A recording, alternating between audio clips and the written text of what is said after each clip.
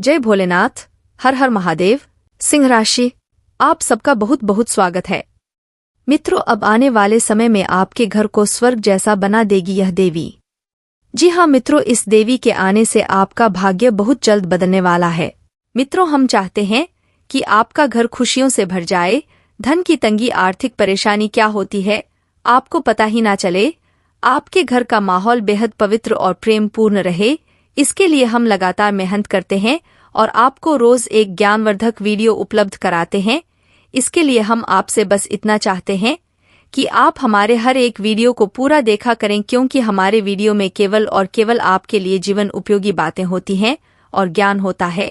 जी हाँ दोस्तों, हम काफी लंबे समय से आपकी राशि को देखे चले आ रहे हैं और हम जानते हैं कि आपके जीवन में संघर्ष एक लंबे समय से चला आ रहा है। पैसे की परेशानी और रिश्ते नाते में उथल पुथल ने आपको परेशान कर रखा है। उनके समाधान के लिए आप तरह तरह के प्रयास भी करते आ रहे हैं, लेकिन अब तक आपको उचित लाभ प्राप्त नहीं हो पाया है। लेकिन दोस्तों, हम आपको जो भी उपाय बताते हैं वह कारगर होते हैं और हजारों लोगों पर ऐसे उपायों का प्रभाव पहले ही देखा जा चुका है, तो यह उपाय आपके ऊपर भी निश्चित कार्य करेंगे। जी हाँ दोस्तों, तो इसी क्रम में आज की इस वीडियो में हम आपको बताने जा रहे हैं कि आपकी वह कौन सी सबसे बड़ी भूल है जिसे आप लगातार करते चले आ रहे हैं, जिसने आपको कंगाली के दरवाजे पर लाकर खड़ा कर दिया है। आप कितनी ही मेहनत करें, कितने ही बड़े बड़े अरमान सजाएं, कितने ही बड़े बड़े काम करें, लेकिन आपका अंत में एक ही अंजाम होता है और वह होता है सिर्फ और सिर्फ परेशानी, हताशा और निराशा।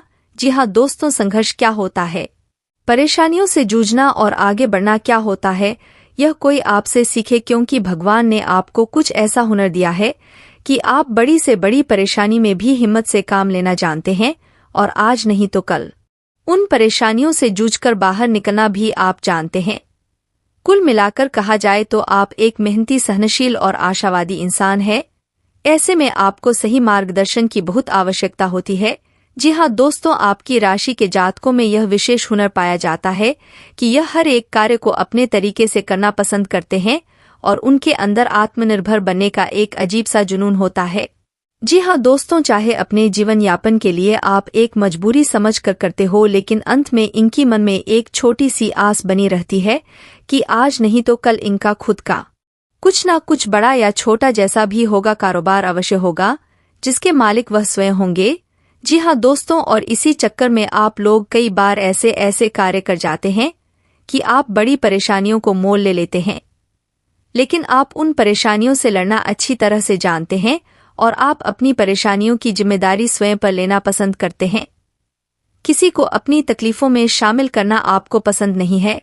जी हाँ दोस्तों, आपके जीवन में कई बार ऐसे मौके आए हैं जब आप अकेले में अपने आंसुओं को लेकर बैठे हैं, लेकिन जब आप सबके सामने जाते हैं तो आपके चेहरे पर एक मुस्कुराहट ही होती है।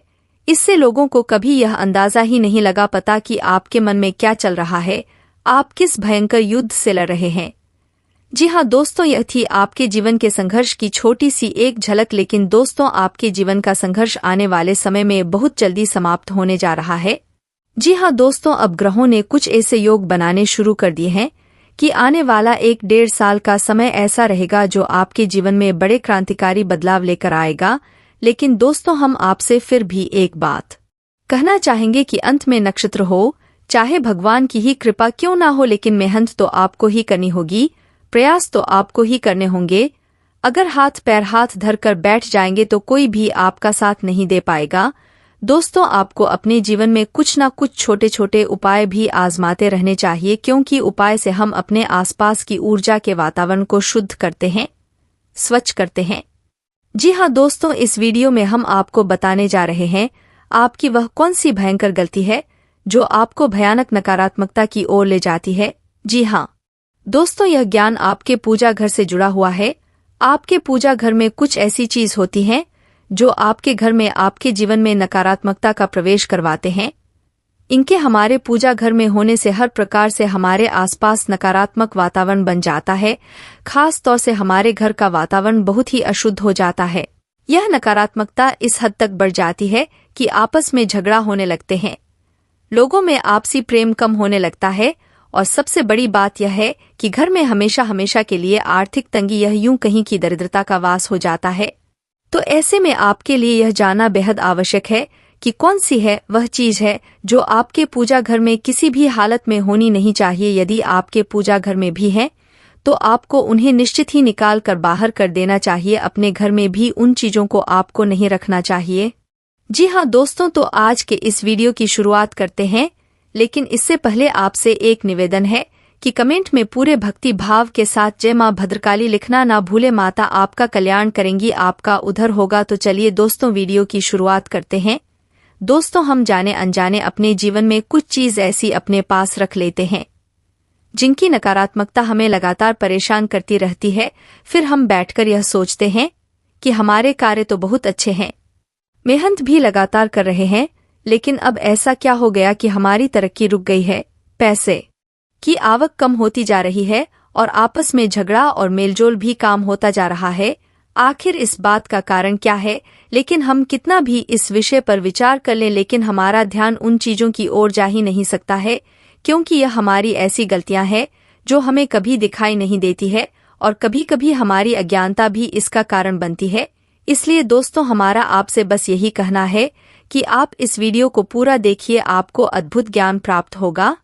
जी हाँ दोस्तों, तो सबसे पहले हम बात करेंगे कि आपके पूजा घर में कौन सी वह चीज है जो लगातार आपके जीवन में नकारात्मकता का प्रवेश करवा रही है और आपकी तरक्की में, आपकी उन्नति में बाधा का काम कर रही है।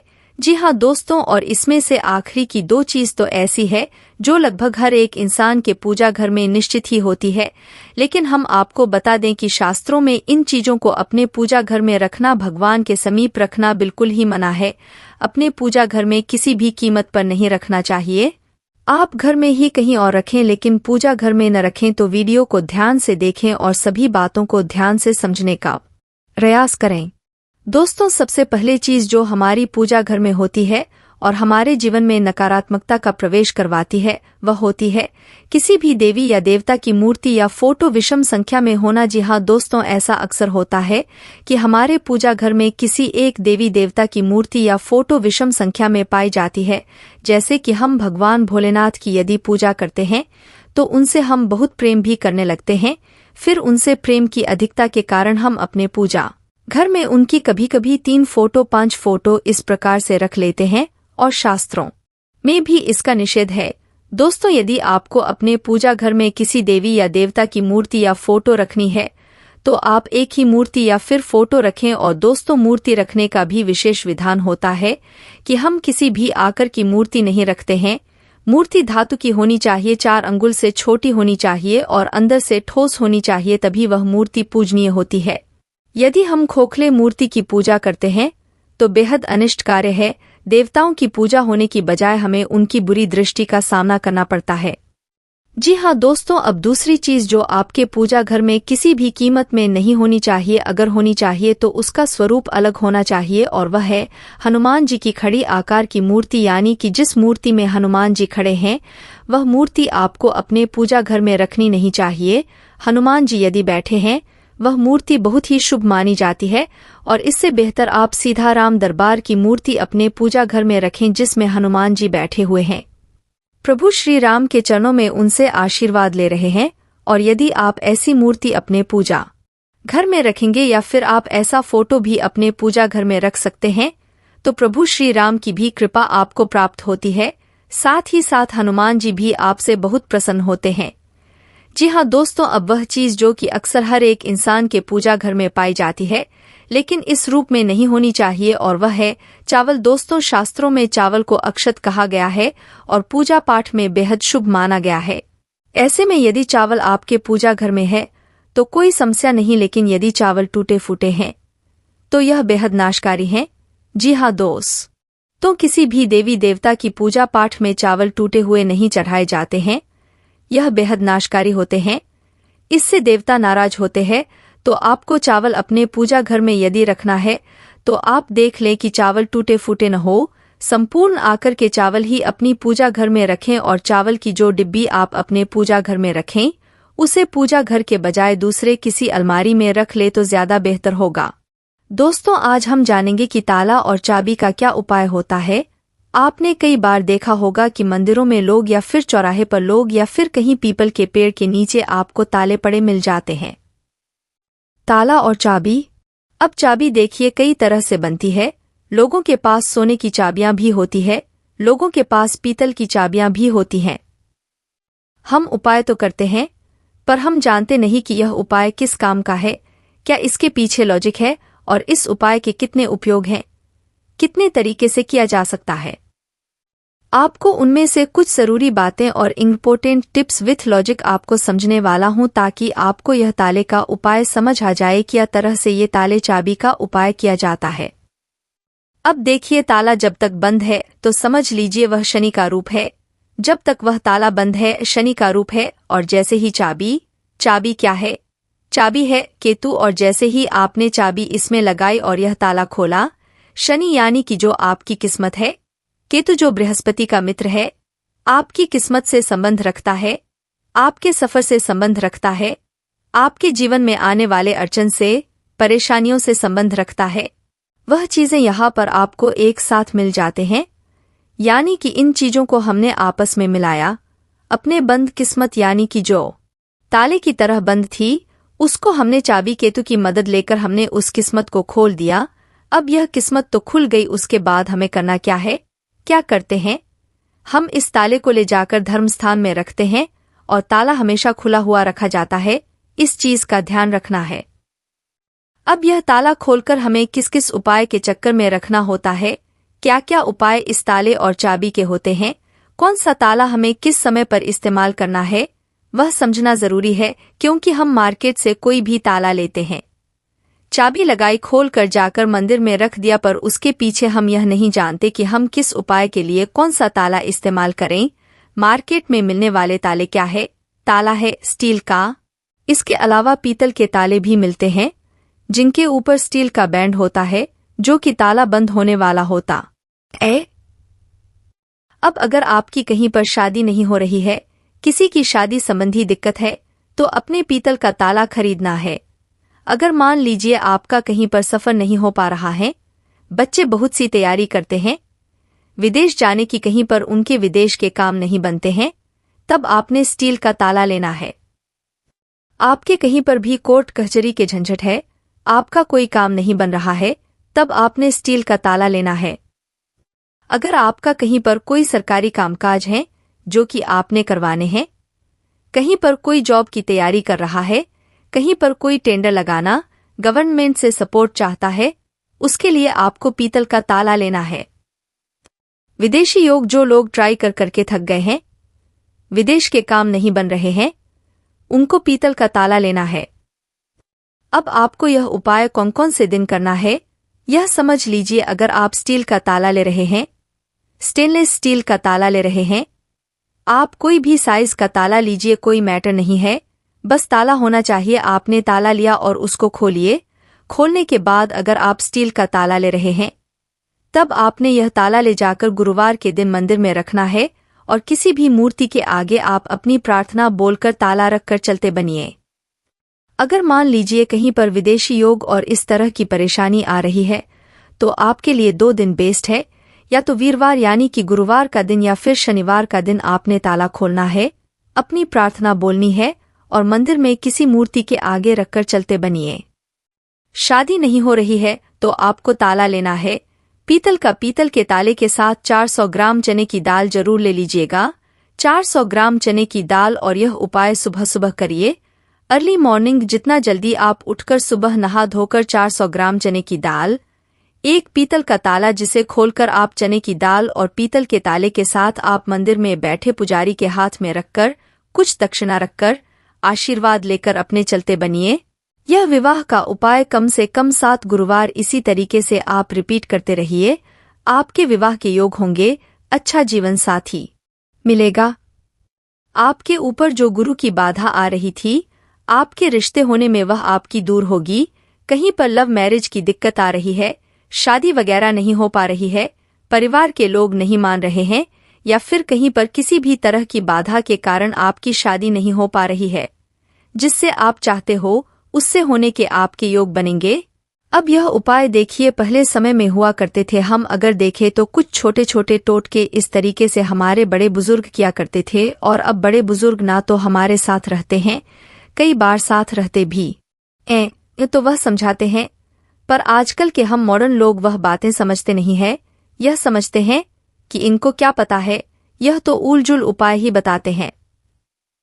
कुछ ना कुछ तो बात हुआ करती थी उन उपायों में। आजकल के टाइम में हम उन उपायों को छोड़कर बड़े बड़े उपाय के चक्कर में पड़ चुके हैं और उपाय हो नहीं पाते हैं, क्योंकि वह पूरा प्रॉपर सीरीज और प्रॉपर विधि से उपाय नहीं हो पाता है। कुछ उपाय इतने सिंपल और छोटे होते हैं जो कि आप कर दें तो आपकी किस्मत में आ रहे रोड़े हटकर आपका रास्ता साफ हो जाता है और आपके बिगड़े हुए काम बनने शुरू हो जाते हैं। तो दोस्तों, यह तले का आप उपाय कर सकते हैं, और भी इसके उपाय हैं। तले का कई बार चौराहे पर लोग फेंकते हैं, तो चौराहे पर बिल्कुल मत फेंकिए, आप ताले को धर्म स्थान में ही दीजिए। चौराहा शनि का कहलाता है और लोग ताला खोलकर या बंद कर कर भी कई लोग फेंकते हैं। चौराहे पर फेंका हुआ ताला किसी उपाय के काबिल नहीं होता है। हमें ग्रहों को शुभ करना है। शुभ करने के लिए किसी ग्रह से संबंधित चीज को अगर हम धर्म स्थान में पहुंचाते हैं तो वह अच्छी होती है और शुभ होती है। उसके नेगेटिव प्रभाव दूर होते हैं और पॉजिटिव प्रभाव जो हमको लेने होते हैं वह बढ़ते हैं। एग्जाम्पल के तौर पर समझिए कि अगर मान लीजिए किसी को सांप ने काट लिया, तो जैसे कहते हैं जहर को मारने की दवा भी जहर होती है। अगर मान लीजिए कोई ग्रह जहरीला है, तो उसके जहरीले तत्वों को हम किस तरीके से पॉजिटिव करके उससे अच्छे रिजल्ट ले, इन तरीकों को समझना जरूरी होता है। और वही तरीका बेस्ट होता है जो ग्रह की तासीर को भी खराब ना करें और ग्रह के पॉजिटिव रिजल्ट भी हमको दिलवाता रहे। तो दोस्तों, आप यह उपाय करिए, और किसी तरह की परेशानी आ रही है तो एक और उपाय आपको बता देता हूँ। किसी की बीमारी ठीक नहीं हो रही है, काफी समय से बीमार चल रहा है, तो रोगी के सर से 7 बार एंटी क्लॉक इस ताले को घुमाकर आप ताला खोलकर आप कहीं पर भी जो शनिवार के दिन दान मांगने आते हैं, ढकोर उनको ऐसा ताला जरूर दीजिए। आप देखेंगे कि रोगी के रोग में किस तरीके से दवाइयां लगना शुरू होती हैं, वह परेशानियों से कैसे निकालना शुरू होता है।